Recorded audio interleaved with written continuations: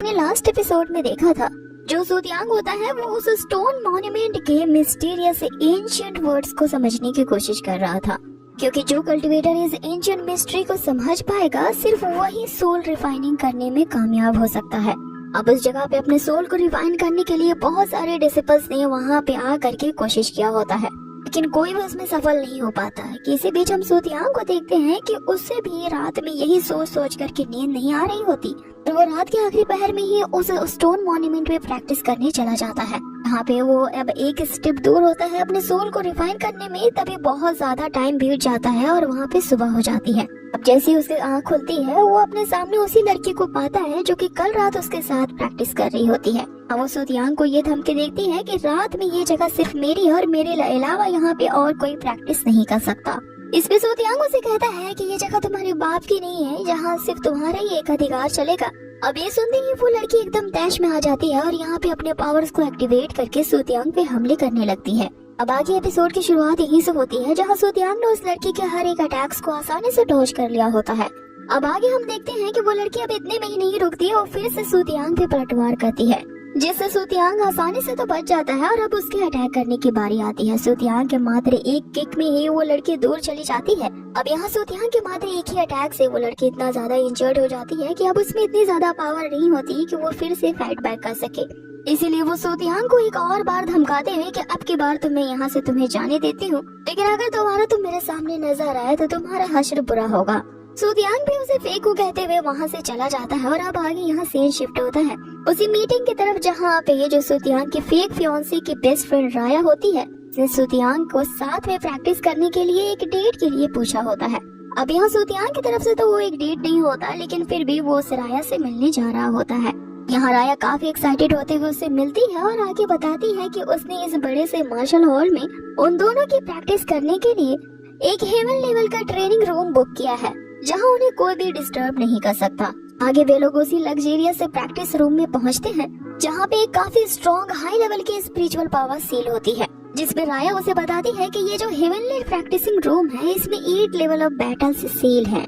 जिससे निकलते हुए लगातार स्पिरिचुअल एनर्जी हमें प्रैक्टिस करने में काफी मदद करेगी। अब राया यहाँ पे एक दाव खेलने के लिए सूतियांग से कह रही होती है, जिसपे सूतियांग उससे कहता है कि मैं तुमसे कई ज्यादा गुना स्ट्रॉन्गर हूँ, इसलिए तुम्हें मुझसे नहीं फाइट करनी चाहिए, क्योंकि हो सकता है कि मैं तुम्हें अनजाने में हर्ट कर दूं। जिसपे राया ये कहते हुए वहाँ पे तैयार हो जाती है, ना तो अपने आप को इतना महान समझो और ना ही मुझे इतना कमतर। अब आगे हम यहाँ इन दोनों की फ्रेंडली प्रैक्टिस को देखते हैं, जहाँ पे राया ने अपने पावर्स को एक्टिवेट कर लिया था। अब राया के पास भी लो लेवल के अर्थ एट्रीब्यूट्स होते हैं, और इन अर्थ एट्रीब्यूट्स के बारे में हमने पिछले एपिसोड में देखा था कि ये ऐसे एट्रीब्यूट्स होते हैं जो कि मॉन्स्टर में अपने आप को ट्रांसफॉर्म कर सकते हैं। राया इन्हीं का यूज करते हैं और हम देखते हैं कि इन दोनों की जैसे पावर्स एक दूसरे से टकराती है, नलीफाई होती है। यहाँ राया सूतियांग से पूछने लगती है कि अब बताओ मेरी स्ट्रेंथ कैसी है, जिसमें सूतियांग उसे कहता है कि हाँ ठीक ही है, लेकिन अब मैं तुम पे फाइट बैक करने जा रहा हूँ और अगर तुम यहाँ पे हार जाती हो तो रोने मत लगना।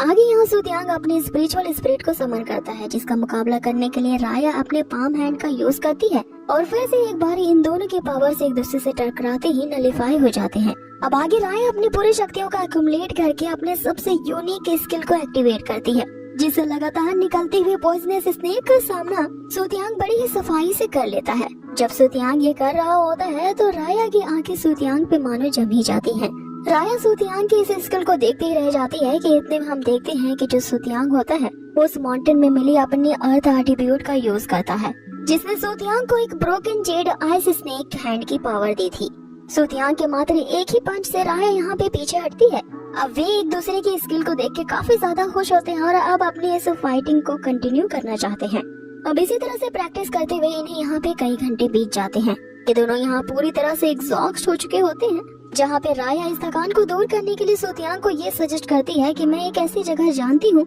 जहाँ हम अपनी खोई हुई स्पिरिचुअल एनर्जी को वापस से गेन कर सकते हैं। अब वे लोग उसी जगह पे पहुँचते हैं, जो कि लैनहाउ मैंशन का ही एक यूनिक अर्थ स्पिरिचुअल पूल होता है, और इस पूल की ये खासियत है कि यहाँ पे हमारी फिजिकल जो बॉडी है इस तरह से नरिश होती है और हमारी स्पिरिचुअल रिकवरी को स्पीड अप कर देती है। अगर राया उसे ये कहते हुए अंदर ले जाती है कि जब भी वो अपनी एनर्जी को लो फील करती है वो इसी जगह पे आती है रेस्ट करने को। अब आगे रिसेप्शन में राया उन दोनों के लिए 2 रूम्स बुक करना चाहती थी, लेकिन आमतौर पर इस तरह की सीरीज में जब कपल्स इस तरह के रूम के बारे में डिमांड करते हैं तो वहाँ के जो रिसेप्शनिस्ट होते हैं वो एक ही जवाब देते हैं कि इस पूरे मैंशन में बस एक ही कमरा खाली है। अब एक ही स्पिरिचुअल चेंबर होने की वजह से यहाँ जो राया होती है वो काफी ज्यादा हेजिटेट कर रही होती है, लेकिन सू तियांग उसकी इस हेजिटेशन को समझ जाता है और उस रिसेप्शनिस्ट से पूछता है कि उस स्पिरिचुअल रूम को कितने लोग यूज कर सकते हैं, जिसपे वो उनकी ऑकवर्डनेस को वो रिसेप्शनिस्ट समझ जाता है और बताता है कि उस स्पिरिचुअल चेंबर को 4 लोग यूज कर सकते हैं प्रैक्टिस करने के लिए।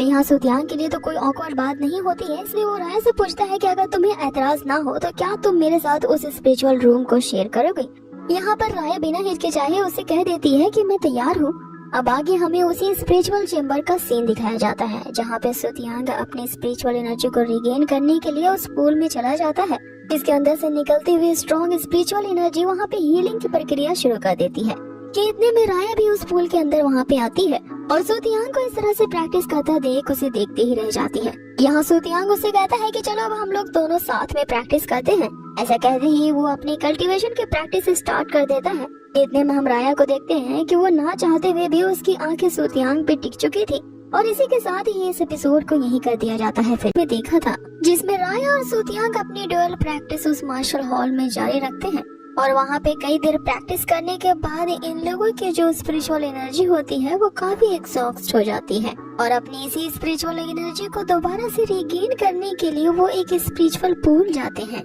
आगे यहीं से एपिसोड की शुरुआत होती है जहाँ पे वही लोग उस स्पिरिचुअल पूल में अपनी एनर्जी रिगेन कर रहे होते हैं, लेकिन हम तभी राया को देखते हैं जिसे थकान के मारे वहाँ पे नींद आ जाती है। फिर जैसे ही वो सू तियांग को देखती है कि वो काफी कड़ी मेहनत कर रहा है और उसे भी अब यहाँ पे अपनी कल्टीवेशन की प्रैक्टिस करनी होगी वरना वो पीछे छूट जाएगी। आगे राया सू तियांग की हार्ड वर्किंग को देख मोटिवेट होती है और वो भी प्रैक्टिस करना शुरू कर देती है कि तभी हम सू तियांग को देखते हैं कि वो अपनी एनर्जी रिगेन कर चुका होता है और इस एनर्जी को आजमाने के लिए फिर से वो सभी से छुपते छुपाते उसी जगह पे पहुंच जाता है। अब ये जगह वही स्टोन मॉन्यूमेंट होती है। अब जबकि रात हो चुकी होती है इसीलिए वहाँ पे कोई भी डेसिबल नहीं होता। सू तियांग इस बात का फायदा उठाता है और उस मॉन्यूमेंट में गड़ी उस एंशिएंट मिस्टीरियस लैंग्वेज को समझने की कोशिश करने लगता है। सू तियांग यहाँ उसी लड़की के बारे में सोचने लगता है जिससे पिछली रात यहीं पर उसके साथ लड़ाई हुई थी और उस लड़की ने यहाँ सू तियांग को धमकी दिया होता है कि रात के समय में यहाँ पे आके प्रैक्टिस ना करे।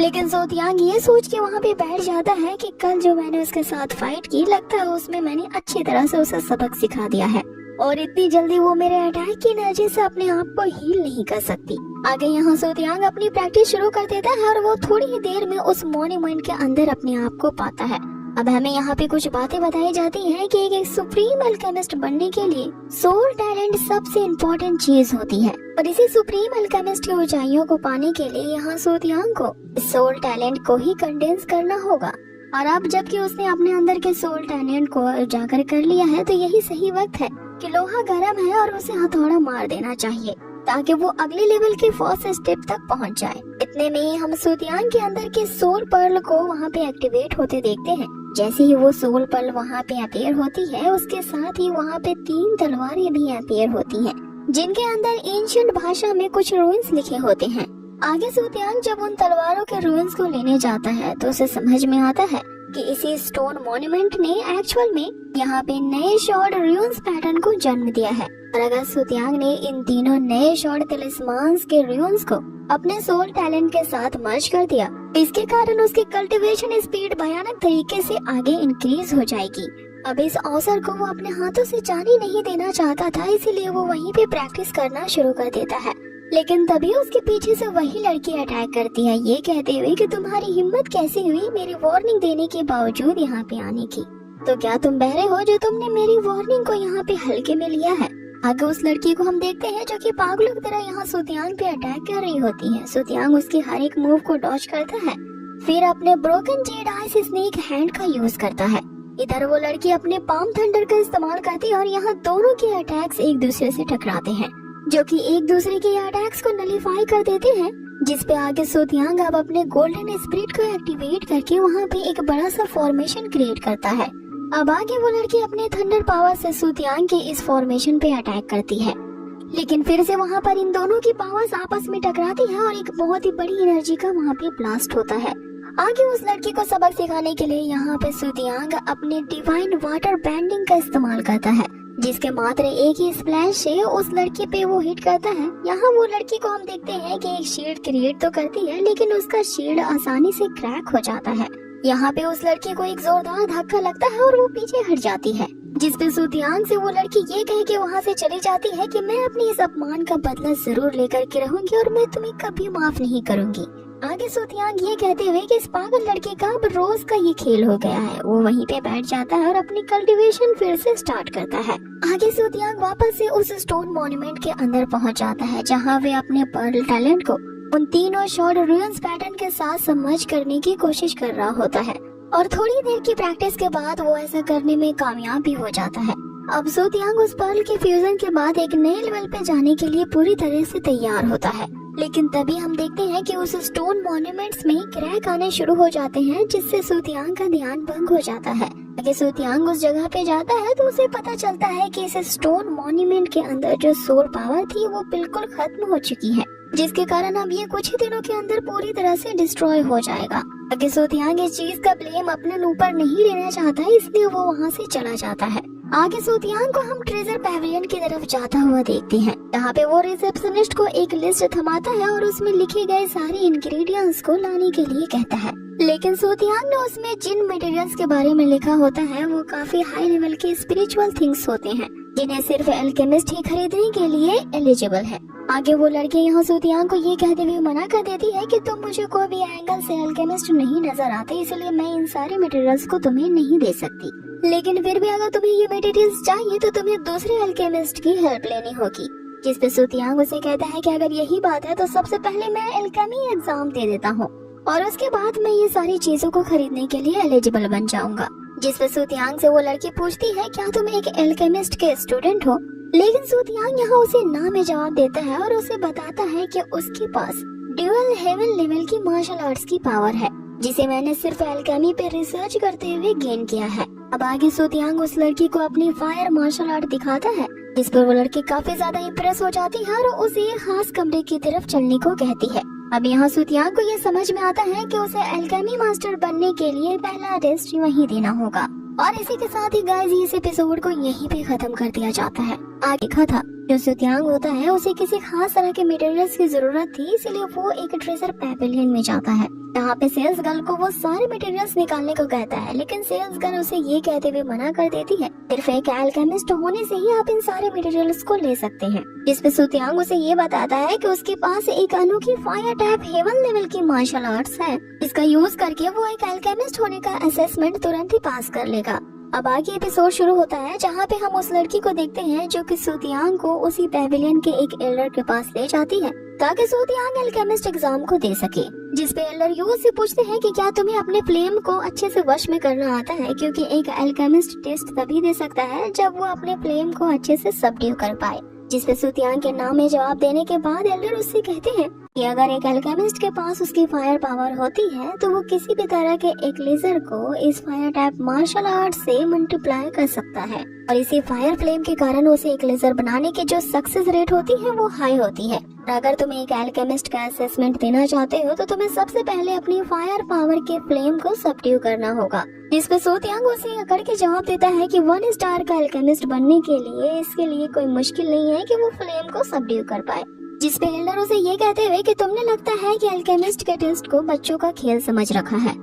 आगे वो उसे बताता है कि इस पूरे एंशिएंट मेडिसिन कॉन्टिनेंट में जो एल्केमिस्ट होते हैं उसे काफी नोबल समझा जाता है, साथ ही इस प्रोफेशन को काफी सम्मान दिया जाता है। इसीलिए जो तुम इतना उड़ रहे हो तो उस एल्केमी एग्जाम को देने से पहले तुम्हें एडिशनल फीस के तौर पे यहाँ 5000 गोल्ड कॉइन्स रखने होंगे, और फिर तुम्हें 2 टेस्ट इससे रिलेटेड देने होंगे। और वो टेस्ट ये होंगे कि पहले तुम्हें उन हर्ब्स को पहचानना होगा कि ये कौन से साल में उगाए गए हैं और किस लिए यूज किए जाते हैं। दूसरा टेस्ट ये होगा कि तुम्हें फायर फ्लेम को कंट्रोल करना होगा, और अगर ये दोनों टेस्ट दे करके तुम पास हो जाते हो तब तो तुम एक एल्केमिस्ट बन सकते हो। लेकिन अगर इस असेसमेंट में तुम फेल हो जाते हो तो तुम्हारे सारे गोल्ड कॉइन्स यहाँ पे मैं जब्त कर लूंगा। अब आगे जो सुतियांग होता है उसे वो खास तरह का स्टार गोल्डन क्रेडिट कार्ड देते हुए असेसमेंट को शुरू करने को कहता है। अब उस पहले असेसमेंट में यहाँ पे जो एल्डर यू होते हैं वो सुतियांग को 2 तरह के हर्ब्स को दिखाते हैं, जिसे तुरंत देखते ही सूतियांग इसे कब उगाया गया था ये बताने के साथ साथ इन हर्ब्स का आखिर कैसे यूज किया जाता है ये भी बता देता है।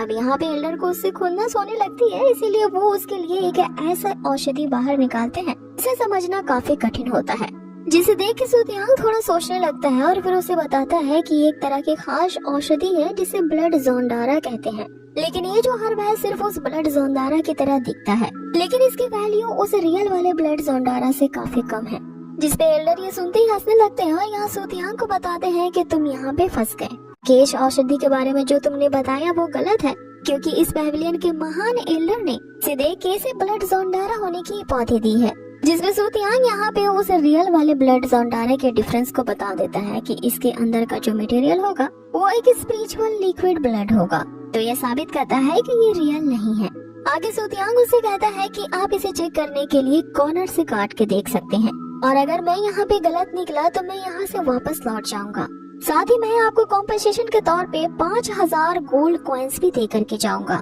ये जब एल्डर उस हर्ब को चेक करते हैं तो उनकी आंखें खुली की खुली रह जाती हैं, जिसमें सूतियांग उनसे कहता है कि आपको अभी मेरी एबिलिटी पे शक है और आगे इस टेस्ट को कंटिन्यू करना चाहते हैं। जिसपे एल्डर उसे कहते हैं कि हर्ब वाले टेस्ट को तो तुमने पास कर लिया, लेकिन अभी मैं तुम्हारा टेस्ट लेना चाहता हूँ ये देखने के लिए कि तुम्हारे अंदर कितने फायर कंट्रोल स्किल्स हैं। अब आगे हम देखते हैं कि सूतियांग को एक खास चेम्बर में ले जाया जाता है, जहाँ पे एल्डर बताना शुरू करते हैं कि अर्थ और हेवन के बीच में जितने भी फ्लेम्स होते हैं वो सारे के सारे यहाँ पे मौजूद हैं, और इन फ्लेम्स की पावर के हिसाब से उन्हें अलग अलग ग्रुप्स में डिवाइड किया गया है। अब आगे वो एक एक करके सबके बारे में बताने लगते हैं, जो कि होता है रियल फायर, दूसरा होता है डिमोनिक फायर, तीसरा स्पिरिचुअल फायर, चौथा स्काई फायर। टोटल वहाँ पे 7 फायर फ्लेम्स होते हैं, जिसमें सूतियांग को इस जानकारी के बारे में पहले से ही पता होता है, और यहाँ पे वो बताना शुरू करता है कि इन 7 में से जो 4 होते हैं उन्हें रियल फायर कहा जाता है, 2 तरह के फायर को डिमोनिक फायर कहा जाता है, और जो एक लास्ट फायर बचता है उसे ब्लू फ्लेम कहा जाता है, जो कि एक खास तरह की फायर होती है जिसे स्पिरिचुअल फायर के नाम से भी जाना जाता है।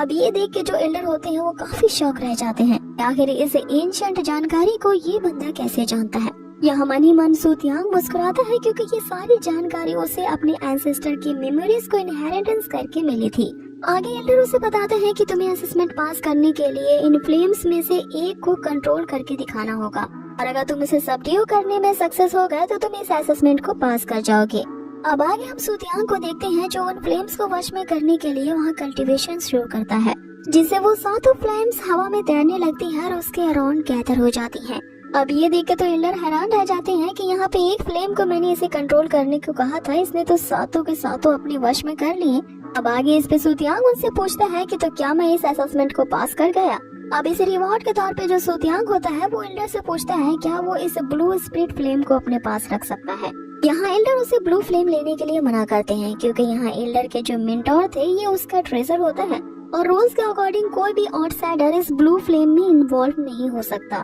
जिसपे यहाँ सूतियांग उनसे पूछने लगता है कि अगर मैं इस एल्केमिस्ट एसोसिएशन का ही एक रजिस्टर एल्केमिस्ट बन जाऊँ तो क्या फिर मैं इस ब्लू फ्लेम को रख सकता हूँ। अब ये सुनते ही जो एल्डर होते हैं उससे कहते हैं कि तुम इस ब्लू फ्लेम को नहीं ले सकते, क्योंकि तुम अभी भी इसके लिए डिस्क्वालिफाइड हो, क्योंकि इसे सिर्फ वही क्वालिफाइड एल्केमिस्ट ले सकते हैं जो कि अपने 3 स्टार लेवल पे हो। जिसमें सूतियांग उनसे कहने लगता है तो फिर ठीक है, मैं आज ही 3 स्टार का एल्केमी एग्जाम दे देता हूँ। अब इस बात को सुनते ही एल्डर उसे गुस्से से कहते हैं कि तुम अभी 1 स्टार लेवल के भी एल्केमिस्ट नहीं हो, और तुम्हें 3 स्टार लेवल का एल्केमिस्ट बनने की क्वालिफिकेशन चाहिए। जिसमें सूतियांग उनसे कहता है कि इस ब्लू फ्लेम को पाने के लिए एक 3 स्टार एल्केमिस्ट बनना मेरे लिए कोई मुश्किल बात नहीं है। जिसपे एल्डर वहाँ पे साफ साफ इनकार कर देते हैं, तो सूतियांग उनसे कहने लगता है कि मुझे एक मिस्टीरियस लेवल का इक्लिजर रेसिपी के बारे में पता चला है, और उस खास अमृत को बनाने के लिए मुझे ये ब्लू स्टार फ्लेम रेंट पे चाहिए। इस पे एल्डर उसे कहने लगते हैं कि ये जो इक्लिजर बनाने की रेसिपीज होती हैं,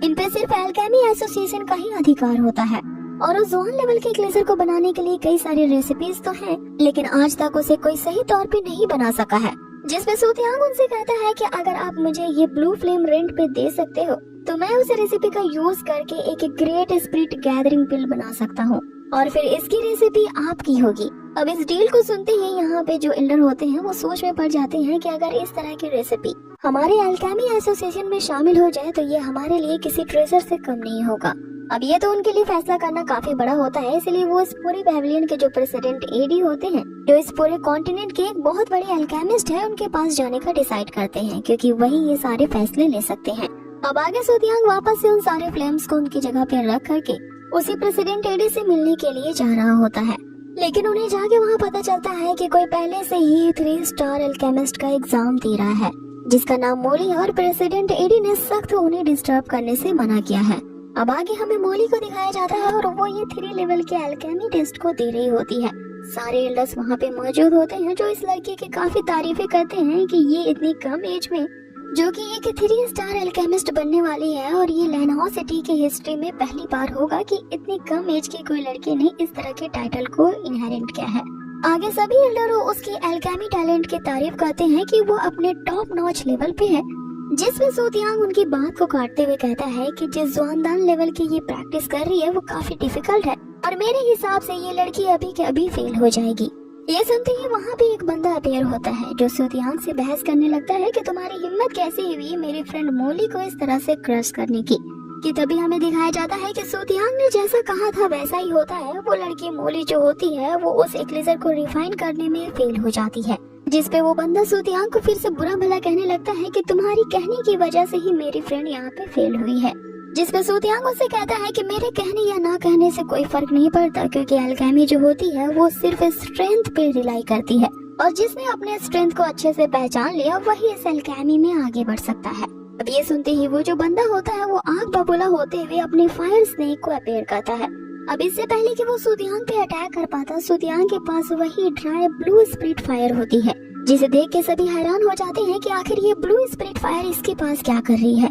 ये तो अल्केमी एसोसिएशन का ट्रेजर है, तो इस सूतियांग ने इस फायर को कैसे कैप्चर कर रखा है। इस पे एल्डर यू वहाँ पे मौजूद सभी को ये बात बताते हैं कि ये चाहता है कि ये इसी ब्लू स्पिरिट फायर का यूज करते हुए अल्केमिस्ट का टेस्ट दे। कि तभी वहाँ पे उस एसोसिएशन के जो सबसे बड़े एल्डर होते हैं, जिसे सब प्रेसिडेंट एडी के नाम से जानते हैं, वहाँ पे अपीयर होते हैं, और यही प्रेसिडेंट एडी जो होते हैं वो उस पूरे कॉन्टिनेंट के नंबर 1 अल्केमिस्ट के नाम पे अभी जाने जाते हैं। प्रेसिडेंट के आते ही वो जो बंदा होता है वो सूतियांग पे ही इल्जाम लगाने लगता है कि किस तरह से सूतियांग के क्रश करने के बाद मोली जो कि एक खास एक्लेजर को रिफाइन कर रही थी, इस टेस्ट में वो फेल हो चुकी है। साथ ही इस बंदे ने उस ब्लू स्पिरिट फायर को भी चुरा लिया है। आगे एल्डर यू यहाँ पे सारी बात बता देते हैं कि ये बंदा यहाँ पे अल्केमी का टेस्ट देने आया था, और जब मैंने इसका टेस्ट लिया तो वहाँ पे मौजूद सारे फायर को कंट्रोल करने की इसके अंदर एबिलिटी थी,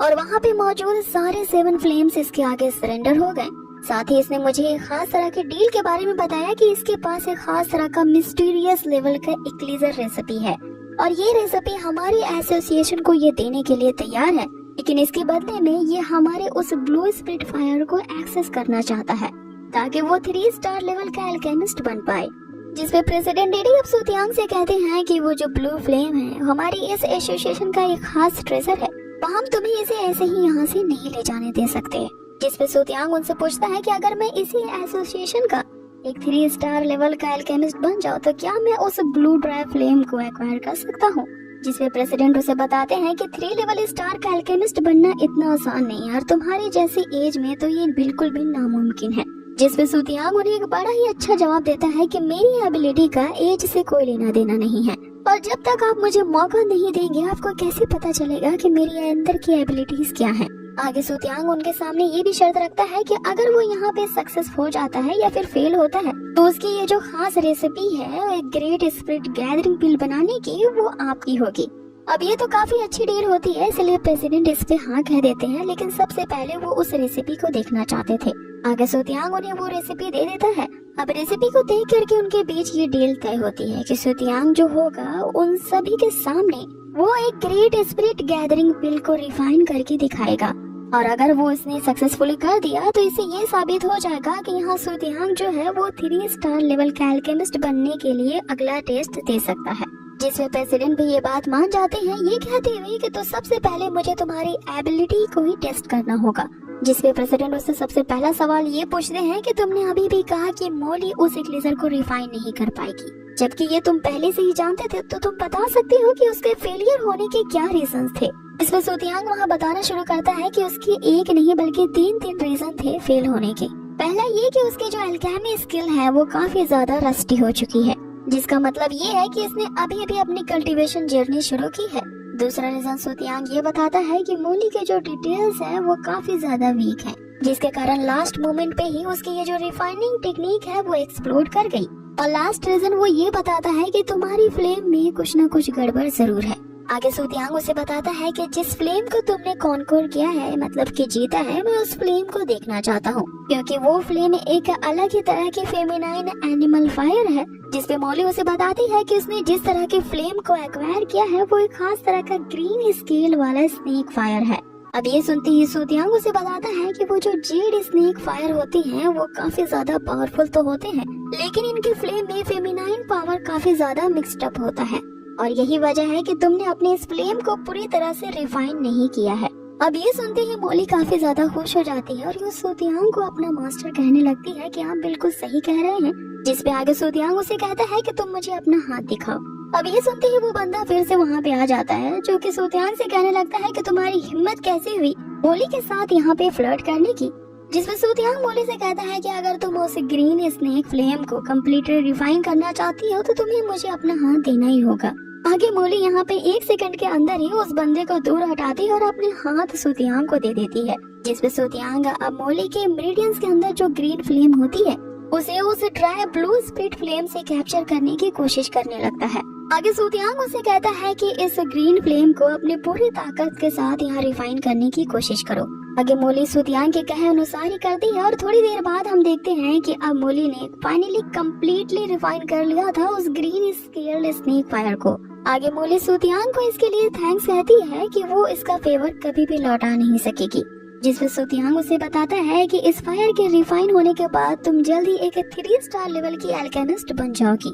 आगे प्रेसिडेंट एडी को भी हम देखते हैं, जो सुतियांग की इस स्किल को देख करके उससे काफी ज्यादा इम्प्रेस हो जाते हैं। जिसपे सुतियांग उनसे पूछता है कि अभी भी मुझे टेस्ट लेने की जरूरत है या आप यही देख करके मुझसे पूरी तरह से सेटिस्फाइड हो। लेकिन प्रेसिडेंट एडी उसे कहते हैं कि मैं फिर भी देखना चाहता हूँ कि तुम उस मिस्टीरियस एक्लीजर को कैसे बनाते हो, और अगर तुम उस एक्लीजर को बनाने में कामयाब हो जाते हो तो तुम एक 3 लेवल के अल्केमिस्ट बन जाओगे। एक 3 स्टार लेवल के अल्केमिस्ट बनने के बाद ही मैं तुम्हें ये प्रॉमिस करता हूँ कि ये ब्लू ड्राई फ्लेम तुम्हारी होगी। जिसपे सुतियांग उसे कहता है कि तो फिर ठीक है, तो मुझे अगला एग्जाम कहाँ देना होगा। कि तभी अब आगे हमें दिखाया जाता है कि प्रेसिडेंट एडी सुतियांग को अपने साथ चलने के लिए कहते हैं। वो उसे 3 स्टार लेवल के अल्केमिस्ट बनने के एग्जाम को देने के लिए एक खास जगह पे ले जा रहे होते हैं। रास्ते में वो जाते हुए सुतियांग से पूछते हैं कि क्या मैं तुम्हारा नाम जान सकता हूँ। और आगे हम देखते हैं सुतियांग अपना नाम यहाँ बताते हैं और उसके नाम बताते ही ये एपिसोड को यही फिनिश कर दिया जाता है। होता है उसे अल्केमी एसोसिएशन के जो प्रेसिडेंट एडी होते हैं वो अपने साथ ले जा रहे होते हैं ताकि सुतियांग उस अल्केमी एग्जाम को दे पाए, जिसके लिए इन दोनों के बीच एक डील तय होती है। अब ये डील ये होती है कि अगर सुतियांग उस मिस्टीरियस एक्लीजर को बनाने में सक्सेस हो जाता है, प्रेसिडेंट एडी उसे रिवॉर्ड के तौर पे वो ब्लू फायर स्प्रिट को रेंट पे दे देंगे। साथ ही सुतियांग को उस मिस्टीरियस एक्लीजर को बनाने की जो रेसिपी है वो भी प्रेसिडेंट एडी के हवाले करनी होगी। अब आगे एपिसोड शुरू होता है, जहां हम देखते हैं कि प्रेसिडेंट एडी अब सुतियांग को एक खास कमरे में ले जाते हैं, जहां पे एक पुराना पॉट रखा होता है और उसी के अंदर सुतियांग को एक लेजर बनाना होता है। बाकी प्रेसिडेंट एडी सुतियांग से उसकी उम्र पूछते हैं, जिसपे वो 16 इयर्स बताता है। सुनते ही प्रेसिडेंट एडी चौंक जाते हैं और उससे कहते हैं कि अगर तुम इस एक्लीजर को बनाने में सक्सेसफुल होते हो तो तुम इस पूरे कॉन्टिनेंट के सबसे यंग एज वाले अल्केमिस्ट कहे जाओगे, जो कि मात्र अपने 16 साल की उम्र में ही 3 स्टार लेवल का अल्केमिस्ट बन चुका है, और ये किसी रिकॉर्ड से कम नहीं होगा। अब आगे सुतियांग को एक लेजर बनाने के लिए उस जगह पे टन के टन मटेरियल्स रखे हुए होते हैं, तो उन्हीं में से कुछ चुनिंदा जड़ी बूटियों को प्रेसिडेंट एडी सुतियांग के हवाले कर देते हैं। आगे हम सुतियांग को देखते हैं कि जो उन जड़ी बूटियों का यूज उसके सामने ही रखे हुए पॉट में नहीं करता। सुतियांग ये कहते हुए कि ये पॉट जंग लग चुका है और कोई बेवकूफ ही इस पॉट में अपने एक लेजर को बनाना चाहेगा। अब इतना कहते ही वो उसी ब्लू स्प्लिट फायर का यूज करता है और हवा में एक ट्रांसपेरेंट पॉट बनाता है और उसी के अंदर ही वो सारी औषधियों को डालता है। यहाँ पे अब उसके एक लेजर बनाने की प्रक्रिया शुरू होती है। सभी एल्डर सुतियांग की उस ब्लू फायर स्प्रिट को इस तरह से कंट्रोल करने की टेक्निक को देख करके अचंभित रह जाते हैं। देखते ही देखते अपने अल्केमी विद्या का यूज करके वो वहाँ पे एक लेजर बनाना शुरू कर देता है। अब इस तरह की अल्केमी का प्रेसिडेंट एडी ने भी कभी नहीं देखा था और वो ये सोच रहे होते हैं कि ये बंदा मात्र इतने कम उम्र में ही कैसे कर सकता है। अब आगे उस ट्रांसपेरेंट पॉट में से एक अच्छी खुशबू रिलीज होने लगती है, जिसे स्मेल करते ही सारे एल्डर्स ये समझ जाते हैं कि सूतियांग उस मिस्टीरियस एक्लेजर को बनाने में बस अब एक कदम की दूरी पर है। कि तभी हम देखते हैं कि सूतियांग को एक डिफिकल्टी का सामना करना पड़ता है। उसकी पावर अभी काफी लो होने के कारण उसे मिस्टीरियस एक्लेजर के 2 क्वांटिटी को बनाने में काफी डिफिकल्टी पेश आती है। इसीलिए वो यहाँ पे एक ट्रिक यूज करने की सोचता है और फिर उस ट्रांसपेरेंट पॉट में अपने ब्लैक स्टोन की पावर को आजमाता है, जिसके कारण अब उस पॉट के अंदर ही एक लेजर पिल अब 2 में बदल जाते हैं, जिसे देख के सारे हैरान रह जाते हैं कि सूतियांग यहाँ पे सक्सेसफुल हुआ। यहाँ पे एक नहीं, उसने 2 एक लेजर पिल को बना लिया है। साथ ही सूतियांग के इस सक्सेस पे जो प्रेसिडेंट एडी होते हैं वो उससे कहते हैं कि मैंने सदियों बिता दी इस एल्केमी की पढ़ाई करने में, लेकिन मैंने आज तक इस तरह के एल्केमी को नहीं देखा जो कि सूतियांग ने अभी मेरे सामने किया है। अब बेस्ट टॉप क्वालिटी के मिस्टीरियस एक्लेजर तैयार हो चुके थे, जिनके बनाते ही सूतियांग को ये टाइटल भी मिल जाता है कि अब वो एक 3 स्टार लेवल का एल्केमिस्ट है। अब सारे उसकी इस सक्सेस पे काफी ज्यादा खुश होते हैं और प्रेसिडेंट एडी सूतियांग से कहते हैं कि आज तुमने मेरी आंखें खोल दी हैं। आगे उसे कहते हैं कि तुम्हें बस उस टाइम तक वेट करना होगा जब तुम्हारे में इस एल्केमी प्रोसेस को हेडक्वार्टर से पास न करवा लूं, और उसके पास होते ही एज अ रिवॉर्ड तुम्हें 3 स्टार के एल्केमिस्ट बैच भी दिया जाएगा। और जिस ब्लू फायर स्पिरिट का यूज करके तुमने इस टॉप क्वालिटी के गैदरिंग पिल को रिफाइन किया है, ये स्पिरिचुअल फायर अब से तुम्हारा हुआ और तुम जब चाहे इसे यहाँ पे आके किसी भी टाइम एक्सेस करवा सकते हो। अब आगे सूतियांग उन 2 एक्लेजर्स में से एक ले लेता है और इसके एक्सचेंज में वो इस मिस्टीरियस एक्लेजर को कैसे बनाया जाता है इसकी रेसिपी वो प्रेसिडेंट एडी को दे देता है। अब इससे यहाँ पर प्रेसिडेंट काफी ज्यादा उससे इम्प्रेस हो चुके होते हैं। आगे वो सूतियांग से कहते हैं कि अगर तुम्हारे पास टाइम हो तो क्या कभी हम बैठ करके अल्केमी के बारे में बात कर सकते हैं, क्योंकि प्रेसिडेंट एडी भी एक 3 स्टार लेवल के अल्केमिस्ट है, लेकिन एक 3 स्टार अल्केमिस्ट होने के बावजूद भी उन्होंने कभी इस तरह के टॉप ग्रेड मिस्टीरियस एक्लेजर को नहीं रिफाइन किया है। जिस पे सूतियांग उससे कहता है कि अब वो इस अल्केमी एसोसिएशन का एक अल्केमिस्ट बन चुका है। अब इस एसोसिएशन में वो कई बार आएगा और हमारे पास आगे फ्यूचर में काफी टाइम होगा अल्केमी के बारे में कम्युनिकेट करने का। अब आगे यहाँ सीन चेंज होता है और हमें सूतियांग के घर को दिखाया जाता है, जहाँ सूतियांग अब भी अल्केमिस्ट की प्रैक्टिस कर ही रहा था, क्योंकि एज अ गिफ्ट प्रेसिडेंट एडी ने उसे वहाँ से कई सारे मटेरियल्स भेंट भी दिए होते हैं। सूतियांग इन्हीं मटेरियल्स का यूज करके एक थंडर पिल बनाता है और इसी पिल को वो अपने बाथ टब में डाल देता है, ताकि उस पिल से निकलने वाला जो फ्लूइड हो वो डायरेक्ट उसकी बॉडी में जाके समाहित हो सके। और अब आगे हम देखते हैं कि उस पिल ने अपना काम करना शुरू कर दिया था, जिसके कारण सूतियांग की बॉडी के ऊपर एक ट्रांसपेरेंट लेयर बन जाती है। अब ये एक तरह का शील्ड जैसा होता है, जिससे तो पहले सूतियांग को काफी ज्यादा पेन महसूस होता है, लेकिन थोड़ी देर तक उस पेन को सहने के बाद फाइनली अब सूतियांग ब्रेक थ्रू कर चुका था, क्योंकि सूतियांग अब अपने वॉरियर रिल्म के 2 स्टार लेवल पे आ चुका था और अब उस एक्लेजर के कारण उसके बॉडी में जो फ्लूइड जा चुका था, जिसके कारण अब उसके बॉडी के अंदर थंडर को झेलने की पावर आ चुकी थी। अब अचानक से सूतियांग को वहाँ पे किसी का कॉल आता है। कॉल करने वाली रैंगशी होती है जो सूतियांग से मदद मांग रही होती है। आगे वो कहती है कि कोई मू फैमिली का बंदा है जो उनकी फेक रिलेशनशिप पे नजर रखे हुए है, तो आगे सूतियांग को उसके सामने फेक फियांसे बनने का फिर से एक नाटक करना होगा। इस पे सूतियांग उससे ये कहते हुए पहले तो मना कर देता है कि पहले भी नाटक मैंने किया था जिसके पैसे तुमने अभी तक मुझे नहीं लौटाए हैं, और एक बार और फिर से ड्रामा करने के लिए तुम्हें मुझे 7 लाख गोल्ड कॉइन्स देने होंगे। जिस पे रैंगशी उसे बताती है कि उसके फादर ने उसकी पॉकेट मनी कट कर दी है, जिसके कारण अब उसके पास इनकम का कोई सोर्स नहीं है। लेकिन वो वादा करती है कि अभी तो उसके पास पैसे नहीं है, लेकिन जैसे ही उसके पास पैसे आएंगे वो चुका देगी। अगर रैंगशी के कई ज्यादा इंसिस्ट करने पर कि वो अपने सारे एफर्ट्स को इस तरह से जाया नहीं करना चाहती, वो सूतियांग से बस एक लास्ट फेवर चाहती है कि वो यहाँ पे उसके फेक फियांसे होने का एक और बार ड्रामा करे। जिस पे सूतियांग ये कहते हुए उसके बाद मान जाता है कि अब की बार तुम अपना प्रॉमिस निभाना और मुझे मेरे सारे पैसे एक बार में ही दे देना, क्योंकि मुझे वेट करना ज्यादा पसंद नहीं है। सूतियांग उससे लोकेशन पूछता है, जिस पे रैंगशी उसे बताती है कि वो उसके घर के सामने ही वेट कर रही है। अब आगे सूतियांग जैसे उसे मिलने के लिए बाहर आता है, उसे अपने कोर्टयार्ड में एक अजीब से स्पिरिचुअल वेन मिसिंग दिखाई देती है। अब आगे इस बात की तह तक जैसे ही सुतियांग पहुंच पाता है कि आखिर यहाँ पे एक्चुअल में हुआ क्या है, उसके सामने रैंगशी आ जाती है और वो उसे इशारा करके बताती है कि अब हमें अपने यहाँ पे ड्रामा कंटिन्यू करना होगा। कि तभी उनके सामने एक बंदा अपेयर होता है जो इसी रैंगशी का ही ब्रदर होता है। यहाँ रैंगशी का भाई अपना परिचय देता है कि उसका नाम मोवेन है और तुमने मेरा नाम तो सुना ही होगा। जिसपे सुतियांग उसे कहता है कि ओ हाँ, मैंने तुम्हारा नाम नहीं सुना। जिसपे मोवेन यहाँ सुतियांग से कहने लगता है कि यहाँ पे स्टूपिड बनने का दिखावा बंद करो और मेरी बहन रैंगशी से जितना चाहे हो सके उतना दूर रहो,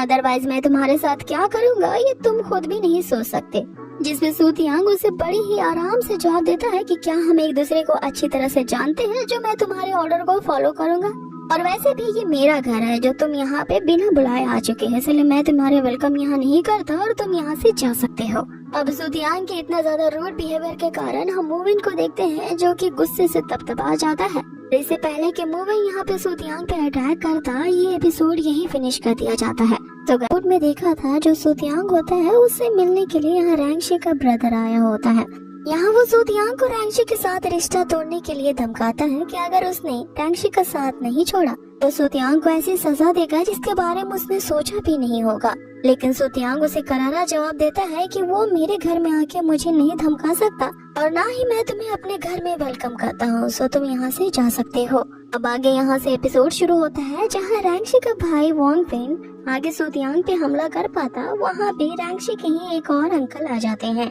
यहाँ पे रैंगशी के अंकल भी वही बात कह रहे होते हैं जो थोड़ी देर पहले उसका ब्रदर कह रहा था। सुतियांग जब छोटा था तो काफी पहले वो मूव हाउस आया करता था और हमारी फैमिली की रिलेशनशिप काफी अच्छी थी और इसे हम लोग रिश्तेदारी में बदलना चाहते थे। यही वजह है कि हमने रैंगशी की शादी बातों बातों में तुमसे करने का डिसाइड कर दिया था। लेकिन अब सिचुएशन काफी चेंज हो चुकी है, रैंगशी की कहीं और शादी होने वाली है तो तुम इससे शादी नहीं कर सकते और यहाँ इसके फियांसे होने का दिखावा करना बंद करो और अभी कभी रैंगशी का साथ छोड़ दो। जिसपे सुतियांग यहाँ उनसे पूछता है कि मुझे बचपन की तो बात नहीं याद है, आप क्या कहना चाहते हैं यहाँ साफ साफ कहें। अब यहाँ अंकल से रहा नहीं जाता और वो अपनी असलियत दिखा देते हैं। इनके इस फेक रिलेशनशिप को तोड़ने के लिए वो यहाँ साम दाम दंड भेद का भी इस्तेमाल करने वाले थे। अब आगे सुतियांग को सब समझाने से काम नहीं चलता है, इसीलिए अब वो उसे दाम दे करके समझाना चाहते थे। अंकल उसके सामने ये ऑफर रखते हैं कि अगर तुमने अभी कभी रैंगशी के साथ ये फेक रिलेशनशिप तोड़ दी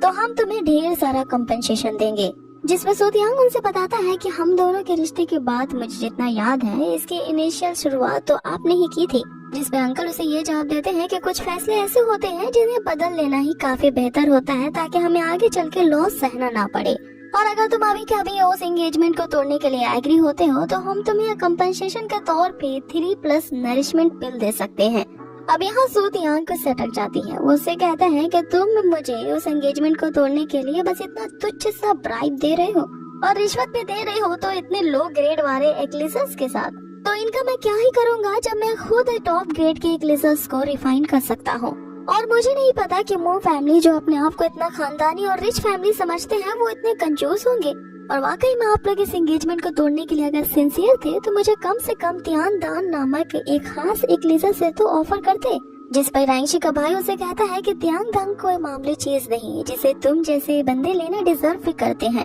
अब इस पे सुतियांग उसे ये जवाब देता है कि नरिशमेंट प्लस पिल जो होती है वो सिर्फ ऑर्डिनरी वॉरियर्स को ही अट्रैक्ट कर सकती है, लेकिन इसका मेरे लिए कोई यूज नहीं है। अगर तुम्हें मेरे साथ इस डील को डिस्कस ही करना है तो विदाउट ध्यान दाना मैं कुछ नहीं कर सकता। सो अब यहाँ दाम देने के बावजूद भी अंकल की बात नहीं बनती तो आगे वो अपनी दंड देने की टेक्निक आजमाते हैं। तो सुतियांग को ये धमकी देते हैं कि मैंने सुना है कि तुमने अभी अभी अपने ड्यूअल मार्शल आर्ट्स को अवेक किया है और तुम्हारे इस फायर एंड आइस का ड्यूअल टैलेंट तो इस लैनहाउस सिटी के लिए काफी बेस्ट है, लेकिन याद रखो कि ये लैनहाउस सिटी काफी छोटा है, तुम्हारे ये टैलेंट कहीं दब के रह जाएगा और तुम अगर इस लैनहाउस सिटी से बाहर निकले तो तुम्हारा ये टैलेंट कोई काम का नहीं। और वैसे भी तुम्हारी ये जो सू फैमिली है ऑलरेडी खत्म होने के कगार पे आ चुकी है, तो तुम्हारे पास खोने के लिए कुछ नहीं बचेगा। इसलिए हम जो तुम्हें ऑफर दे रहे हैं उसे एक्सेप्ट करना ही तुम्हारे लिए ज्यादा बेटर होगा। और अगर तुम यहाँ पे रैंगशी के साथ एंगेजमेंट तोड़ देते हो तो ये हम सब के लिए बेहतर होगा। तो फिर आगे मो फैमिली तुम्हारा कुछ भी बुरा नहीं चाहेगी और तुम्हें अच्छी तरह से ट्रीट करेगी। साथ ही अपने प्रॉमिस के अनुसार हमने तुम्हें कॉम्पेंसेशन देने का भी वादा किया है,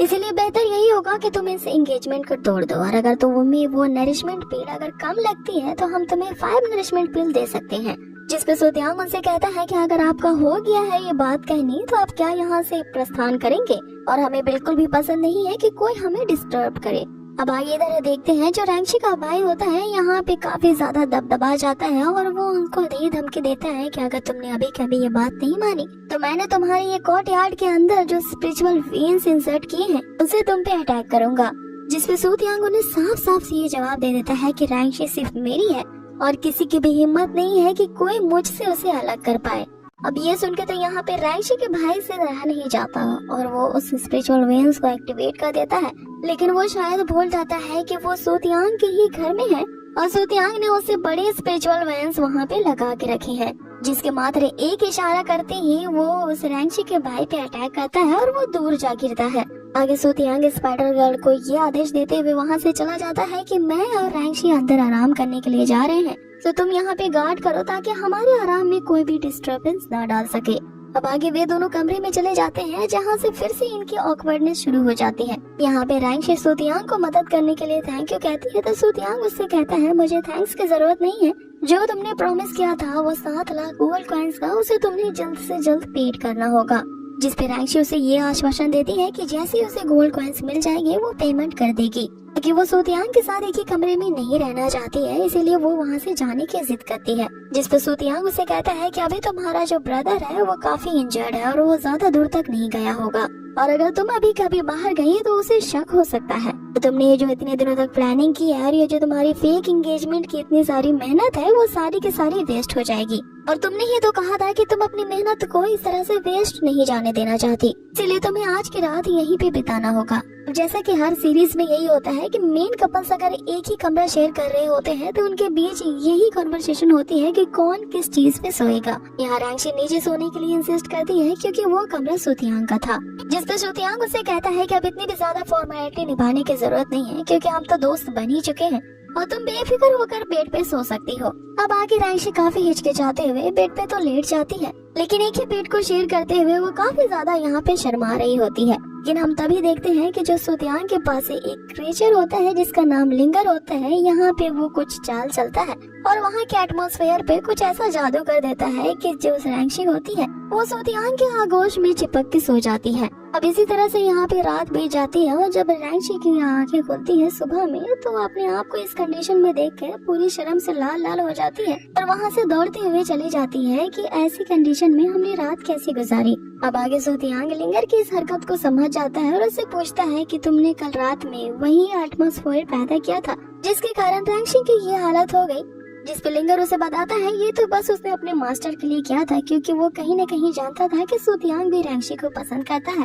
और अगर रैंची उसके साथ रही तो सुतियांग को अच्छा लगेगा। जिसपे सुतियांग उसे सैडली कहता है कि हम दोनों के रास्ते काफी अलग है और कभी भी हम एक नहीं हो सकते क्योंकि अब 1000 साल बीत चुके हैं और सिचुएशन काफी बदल चुकी है और मेरा मकसद बस एक ही है कि मेरी जो फैमिली की डिक्लाइनिंग पोजीशन है उसे मुझे सही करना है। साथ ही मुझे कुछ ऐसा करना है जिसके कारण मैं इस वर्ल्ड में प्राउड फील कर सकूं। इसीलिए अब हमारे बीच ऐसी कोई पॉसिबिलिटी नहीं है और आपसे तुम ऐसा नहीं करोगे। आगे सुतियांग लिंगर को उसके बारे में इतना सोचने के लिए उसे ट्रीट देता है, ये कहते हुए कि कोर्ट यार्ड में जितने भी स्पिरिचुअल वेन्स हैं वो काफी ज्यादा ड्राइप हो गए हैं तो तुम उन्हें डिवोर कर सकते हो। अब आगे लिंगर master you are the best कहते हुए वहाँ से उन स्पिरिचुअल वेन्स को डिवोर करने के लिए चला जाता है। लेकिन यहाँ पे सीन चेंज होता है और हमें मू फैमिली को दिखाया जाता है जो कि सुतियांग से अब बदला लेने के लिए आपस में कॉन्स्पिरेसी कर रहे होते हैं। दिन में यहाँ सुतियांग का राइवल हान फिंग भी होता है जो कि उससे काफी डेस्परेटली बदला लेना चाहता था। अब वो यहाँ पे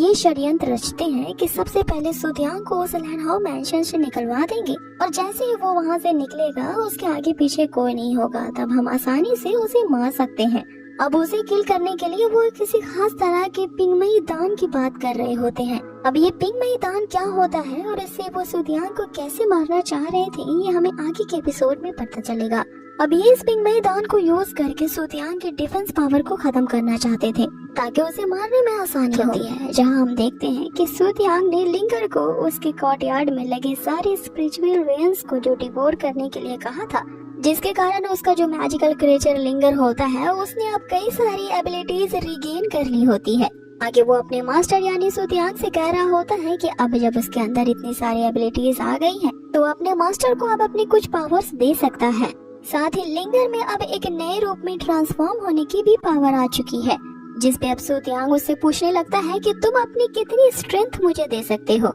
अब इस बात की कैलकुलेशन करने के लिए हम लिंगर को सूतियांग की बॉडी के अंदर जाता देखते हैं और अब लिंगर ने अपने मास्टर को इतनी पावर दे दी थी कि सूतियांग अब फाइनली ग्रेट मार्शल आर्टिस्ट रेल में स्टेप इन कर चुका होता है। अब इस नए लेवल पे ब्रेक थ्रू करने के लिए सूतियांग बस एक स्टेप दूर था और ये स्टेप लिंगर पूरी कर देता है। लेकिन यहाँ लिंगर उसे बताता है कि मास्टर की फिजिकल बॉडी अभी भी ज्यादा स्ट्रॉन्ग नहीं है, इसीलिए वो वुज़ोंग कॉम्बैक्ट पावर को पोजेस नहीं कर सकता। अब ये वुज़ोंग कॉम्बैक्ट पावर वही पावर होती है जो कि ग्रेट वॉरियर रियल्म में जाने के बाद मिलती है। लेकिन यहाँ सूतियांग की जो फिजिकल फिटनेस होती है वो काफी ज्यादा वीक होती है, जिसके कारण वो इस कॉम्बैक्ट पावर को पोजेस नहीं कर सकता था। इसीलिए यहाँ पे सूतियांग ये डिसाइड करता है कि वो अपनी बॉडी को स्ट्रेंथन देने के लिए जल्द से जल्द प्रैक्टिस शुरू कर देगा और अब आगे प्रैक्टिस करने के लिए वो लैनहाओ एकेडमी की तरफ बढ़ जाते हैं। यहाँ सूतियांग ये डिसाइड करता है कि वो 20 दिनों तक कड़ी मेहनत करेगा।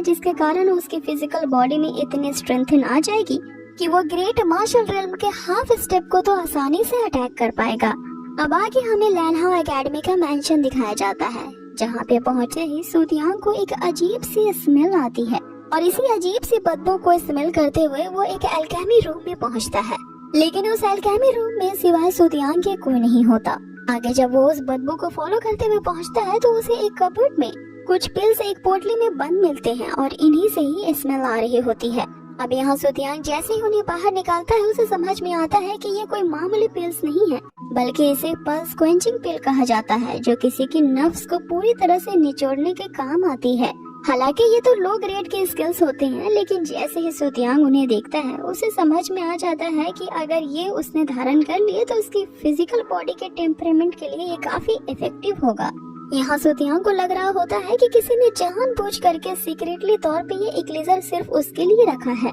लेकिन फिर उसे इस बात का आभास होता है कि इस दुनिया में कुछ भी तो फ्री में नहीं मिलता और यहाँ पे जानबूझ कर किसी ने पिल रखा है तो जरूर ये किसी की साजिश भी हो सकती है। अब जैसे इस साजिश के बारे में वो आगे सोच पाता, वहाँ पे हम देखते हैं कि मो फैमिली के सारे कजन ब्रदर्स आ धमकते हैं, जो सूतियांग को देखते ही उस पे ये इल्जाम लगाते हैं कि इसी ने ही उस प्लस क्वेंचिंग पिल को चुराया है। और लैनहाओ एकेडमी के लॉ के हिसाब से अगर कोई स्टूडेंट ऐसा करता है तो उसे कड़ी सजा दी जाती है, जिस पर सूतियांग उनसे कहता है कि अब मेरे समझ में आया, तुम लोग यहाँ मेरा ही इंतजार कर रहे थे ताकि ये साजिश कर सको और मुझ पे यहाँ चोरी का इल्जाम लगा सको। जिस पे हान पेन उससे कहता है कि जल्द से जल्द अपनी यहाँ गलती एक्सेप्ट कर लो, वरना तुम्हारे साथ और भी कड़ाई के साथ ये एकेडमी डील करेगी। आगे वो ये कहते हुए उस एकेडमी के क्रिमिनल लॉ हॉल को ये सूचित कर देता है कि हमने एल्केमी रूम में चोर को रंगे हाथ चोरी करते हुए पकड़ा है और वे लोग जल्द ही यहाँ पे आने वाले हैं। अब आगे उनमें से जो एक बंदा होता है वो फिर से सूतियांग को ये धमकी देने लगता है कि अगर अपने फिजिकल पेन से बचना चाहते हो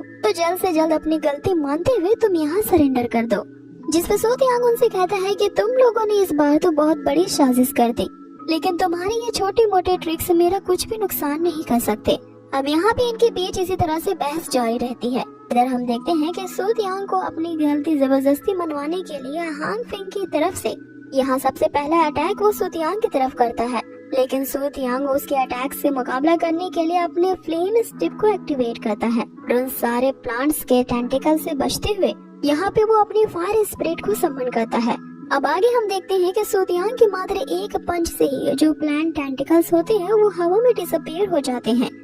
अब आगे सूतियांग अपने जेड आइस स्नेक हैंड का यूज करता है, जिसके लगातार गिरते हुए पंचेस से वो पीछे हट जाते हैं। यहाँ सूतियांग उनसे कहता है कि तुम लोगों ने तो मुझसे कहा था कि तुम मुझे कैप्चर करना चाहते हो, तो अभी पीछे क्यों हट गए। लेकिन फिर से यहाँ पे हान फेंग के बंदे सूतियांग पे काउंटर अटैक करते हैं, लेकिन अब के बाद सूतियांग अपने सुपर फास्ट स्पीड का यूज करके उन सभी को ऐसी धूल चढ़ाता है कि उन्हें मुंह की खानी पड़ती है। अब इससे पहले कि दूसरे ब्रदर भी यहाँ पे साथ मिल करके सूतियांग पे अटैक कर पाते, वहाँ पे एकेडमी के एल्डर आ जाते हैं। एल्डर सॉन्ग के पहुँचते ही सारा मामला उन्हें बताया जाता है कि सूतियांग ने किस तरह से यहाँ के लॉ को तोड़ा है और इस एल्केमी रूम में आ करके यहाँ के प्रेशियस स्पेल को चुराने की कोशिश की है। इसने 6 पल्स क्वेंचिंग पिल्स को चुराया है, साथ में इसने हमारे आदमियों को भी मारा है। जिसपे एल्डर यहाँ सुतियांग से पूछते हैं कि हान फेंग द्वारा लगाया गया तुम पर इल्जाम क्या ये तुम स्वीकार करते हो। इस पे सुतियांग यहाँ पे इस इल्जाम को मानने से मना करता है। अब ये सुनते ही जो हान फेंग तरफ से जो सारे ब्रदर्स होते हैं वो एक एक करके यहाँ सुतियांग पे इल्जाम लगाते हैं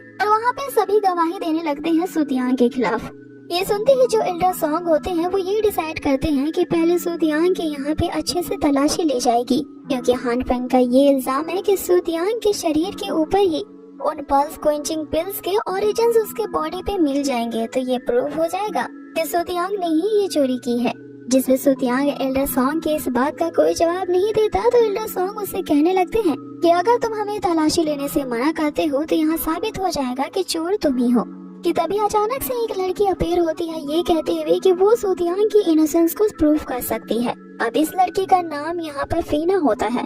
ये फीना वही लड़की होती है जिसके कुछ दिन पहले सुतियांग के साथ काफी ज्यादा फाइट हुई थी और ये दोनों उसी मिस्टीरियस लैंग्वेज को समझने के लिए उस स्टोन मॉन्यूमेंट पे गए थे, जहाँ पर इन दोनों के आपस में झड़प हो जाती है और ये एक दूसरे के कट्टर दुश्मन बन जाते हैं। लेकिन आज यहाँ फीना जो कि इसी लैनहाओ एकेडमी के लैनहाओ वुफ के एक स्टूडेंट है, जिसे सभी लोग एक जीनियस स्टूडेंट की कैटेगरी में मानते हैं क्योंकि वो नंबर 1 रैंक वाली स्टूडेंट है। वो यहाँ पे पर्सनली आई है ताकि सुतियांग की बेगुनाही को साबित कर सके। अब यहाँ उसे देख करके सुतियांग तो घबरा जाता है, लेकिन यहाँ फीना उसके इनोसेंस में ये कहती है कि ये जो सुतियांग यहाँ पे खड़ा है ये कल रात मेरे साथ उस स्टोन मॉन्यूमेंट पे प्रैक्टिस कर रहा था और यहाँ हान फेंग के जो लोग इस पे इल्जाम लगा रहे हैं कि कल रात इसने आके यहाँ पे चोरी की है, तो ये हो ही नहीं सकता क्योंकि एक आदमी एक वक्त पर 2 जगह नहीं मौजूद रह सकता। अब फीना की गवाही के कारण यहाँ पे ये साबित हो जाता है कि सुतियांग कल रात को इस अल्केमी रूम में नहीं आया था। लेकिन एल्डर यहाँ सुतियांग से पूछते हैं कि तुम्हारी बॉडी में से अब भी उस पल्स क्वेंचिंग पिल्स की ओरिजिन्स मुझे महसूस हो रही है, तो इसे तुम कैसे साबित करोगे कि तुमने उसे नहीं चुराया है। जिसपे सुतियांग उनसे कहता है कि जब इतना जानने के लिए आप बेताब है तो मैं आपको सच्चाई बता ही देता हूँ। ये जो 6 पल्स क्वेंचिंग पिल्स हैं ये सारे मेरे हैं और मैंने ही इन्हें रिफाइन किया है। ये सुन के सभी यहाँ पे हैरान रह जाते हैं और एल्डर सॉन्ग जो होते हैं वो सुतियांग की इस बात को नहीं मानते। जिसमें सुतियांग उनसे कहता है कि यही सच है और आपको विश्वास दिलाने के लिए मैं इससे ज्यादा कुछ नहीं कर सकता। अब यहाँ हान फेंग का ही एक ब्रदर होता है जो यहाँ ये सजेस्ट करता है कि मेरे पास उस पल्स क्वेंचिंग पिल को बनाने के लिए कई सारे हर्ब्स हैं, मैं इन्हें इन हर्ब्स को दे सकता हूँ। अगर इसमें हिम्मत है तो ये हमारे सामने उन हर्ब्स को रिफाइन करे और पिल बना के दिखाए, तो हम ये मान जाएंगे इसके पास ये जो 6 पिल्स हैं इसने खुद रिफाइन किए हैं। जिसमें सुतियांग उनसे कहता है कि अगर मैं ये प्रूफ कर लूँ कि ये पिल्स मैंने खुद यहाँ बनाई हैं, तो इसमें बस मैं अपनी इनोसेंस को प्रूव करूंगा और इनका तो कुछ नहीं जाएगा। इसलिए यहाँ पे उस पिल्स को रिफाइन करने से पहले मुझे इनके साथ एक डील करनी है और वो डील ये है कि अगर मैं अपनी इनोसेंस को प्रूव कर पाता हूँ तो उन्हें कंपनसेशन के तौर पे मुझे लैनहाओ पॉइंट्स देने पड़ेंगे, वो भी 50,000 पॉइंट्स देने पड़ेंगे। और अगर मैं ये नहीं कर पाता तो आप लोग जैसा चाहे मुझे वैसे पनिश्ड कर सकते हो। जिसपे वो सारे ब्रदर्स यहाँ पे ये डिसाइड करते हुए 50,000 पॉइंट्स को दांव पे लगा देते हैं कि चलो हम भी देखते हैं कि तुम अपनी इनोसेंस को यहाँ पे कैसे प्रूव करोगे।